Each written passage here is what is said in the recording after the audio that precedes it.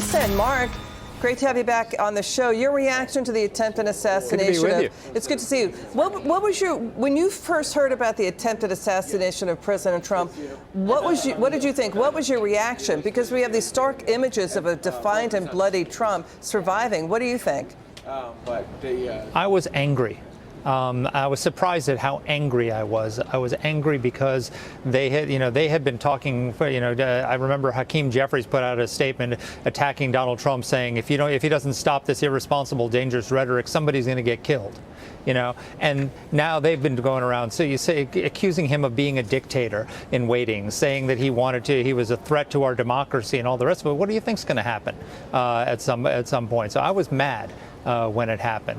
But since it happened, I think it's actually going to hurt the Biden campaign enormously because it takes that talking point away from them. Joe Biden said the other day that we have to tone down the rhetoric. Okay, well, that means you can't accuse him of being a dictator anymore. That means you can't say that he's going to be a threat to democracy. That means you can't say that democracy is on the ballot anymore. So his one talking point has been taken away by an assassin's bullet.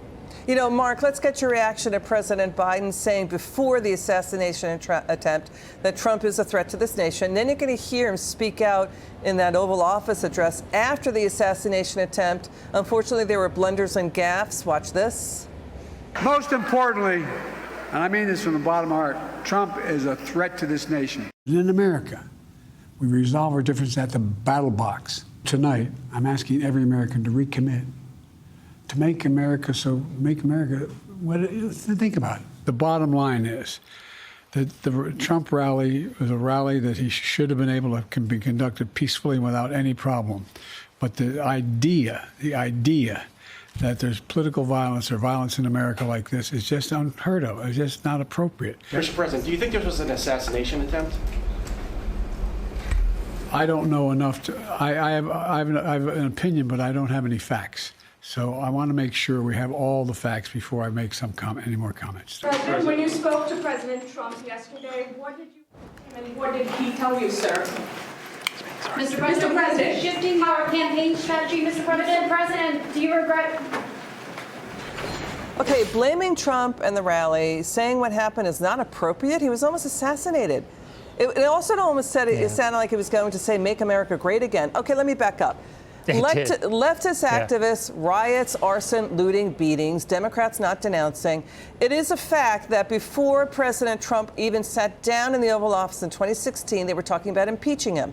There were a dozen impeachment resolutions starting within months of when he sat in the Oval Office. They pushed to leak his tax returns. They went after him with lawfare. They tried to keep him off of state ballots.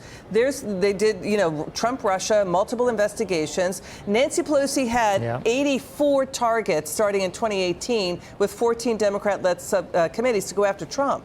So that's the context I think the American voter doesn't know about unless they, have to get the information as best they can, Marc.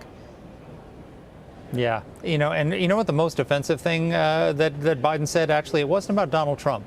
If you went back to that debate, one of the only coherent things he said during that debate, he was asked by Jake Tapper, "Are the tens of millions of people who vote for Donald Trump also a threat to democracy?" And he said, "If they know what he's done, then yes." So that means that the young man, the young father who was killed at that rally in Joe Biden's mind is a threat to democracy. That person who came, it's not a threat to democracy. He's the epitome of democracy. He came to a rally with his family to support the candidate of his choice in the freest country in the world, and he died at an assassin's bullet. And Joe Biden called him a threat to democracy. That's the most shameful thing that he's ever said. Marc Thiessen, thank you so much for joining us tonight. It's great to have you back.